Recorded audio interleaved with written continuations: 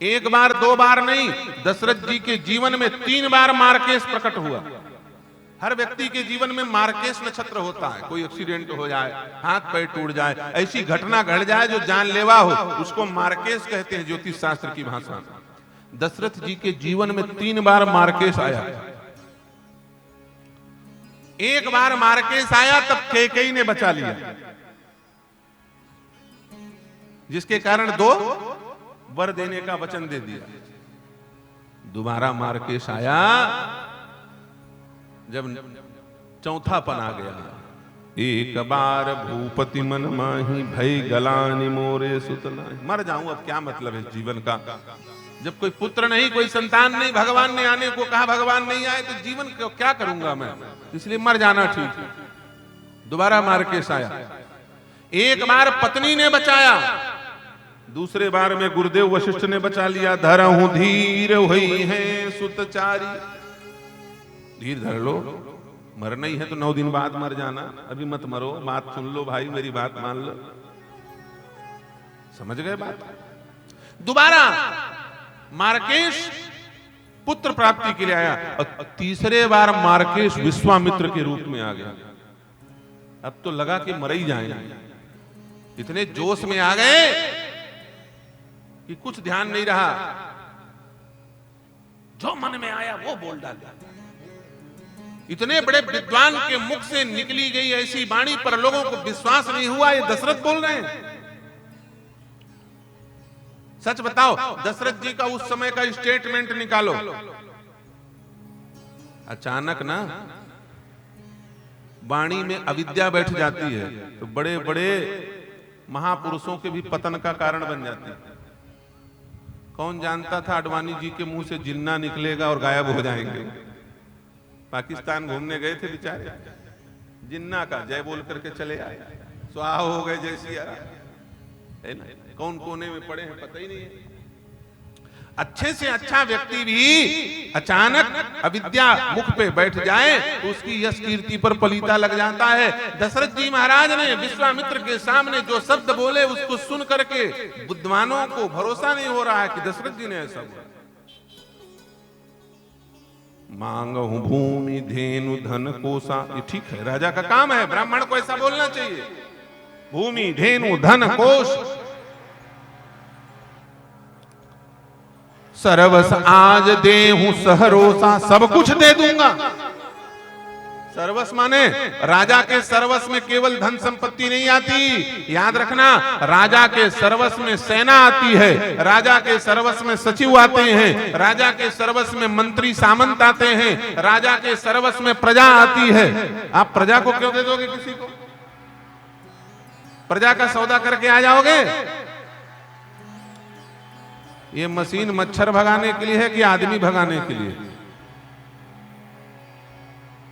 थोड़ा ध्यान दो भाई, उधर चलवाओ बाद में इधर चलवाना। पहले उस गली में चलवाओ जिधर उधर महात्माओं तरफ से आओ। बोलिए सियावर रामचंद्र भगवान। फिर ये भी आवश्यक है संतों को कष्ट न हो इसलिए, लेकिन आवाज थोड़ा ज्यादा ही प्रभावशाली है कि नहीं? अब भाई अंतर तो होगा उसके आवाज में और हमारे आवाज में। वो पेट्रोल डीजल से चल रहा है, हम पानी से चल रहे हैं, तो उसकी बराबरी थोड़ी हम कर लेंगे। मांगो भूमि धेनु धन कोसा, सर्वज आस देव सहरोसा, देह प्राण ते प्रिय कछु नाही, सो मुनि देहु निमिष एक माही।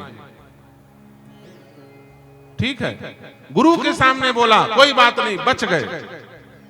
और किसी के सामने यही बात बोल देते तो बचते? संत के सामने बोल दिए, बच गए, कोई बात नहीं। लेकिन ये बोलने की आदत पड़ गई उनको। एक बार बोल के बच गए तो उनका आत्मबल बढ़ गया, सोचे बार बार बोलूंगा तो भी बच जाऊंगा, और कई के सामने बोल दिया, तीसरे बार मार्केश में निपट गए।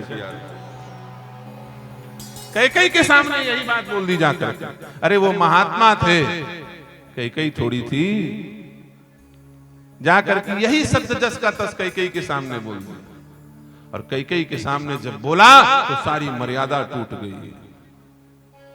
दशरथ जी कहते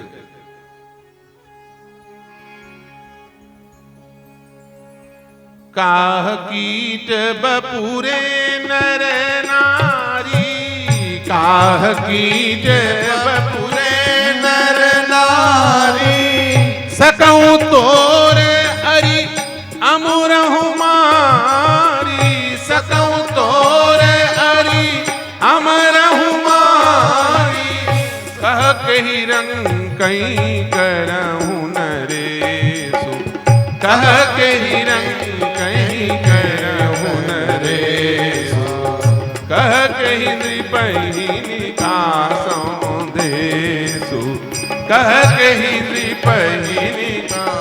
एक पत्नी के लिए अपने मित्र को धोखा देने को दशरथ जी तैयार। क्या कह रहे हैं? सकऊं तोर अरि अमरहु मारी।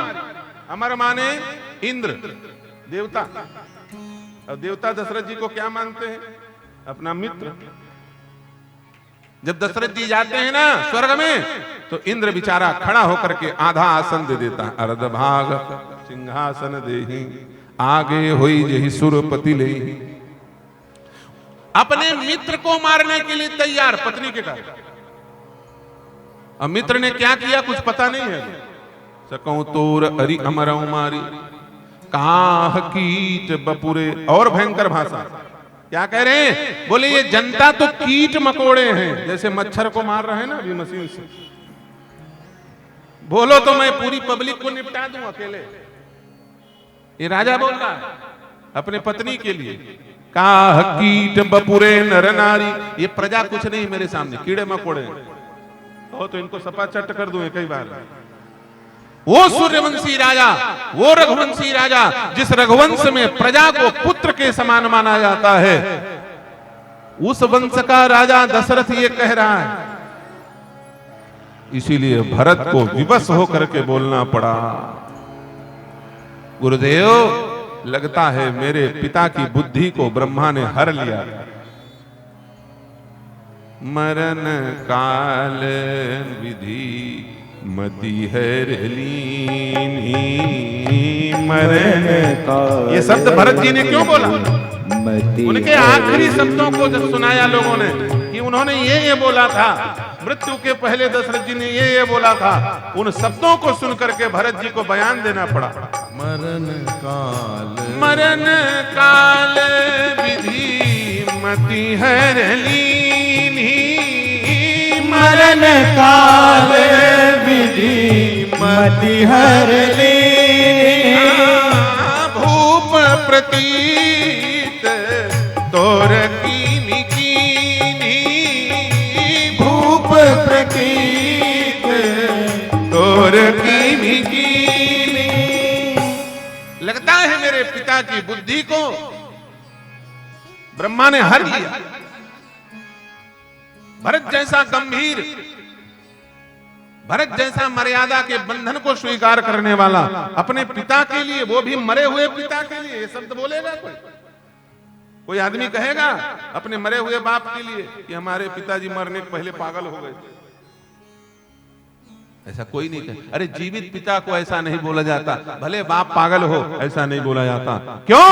क्योंकि ये बयान जब भरत जी ने सुना तो भरत जी ने कहा एक पुत्र तो ऐसा नहीं बोल सकता, लेकिन साधु को सत्य बोलना पड़ेगा। और भरत जी सब विधि साधु हैं। क्या है? ये गलत कैसे बोल सकते हैं? इसलिए उनको वस्तु स्थिति बोलना पड़ा। भूप प्रतीत तोर किम कीन्ही, मरण काल विधि मति हर लीन्ही। तभी की तेरी बात को। और उन्होंने ये शब्द बोला।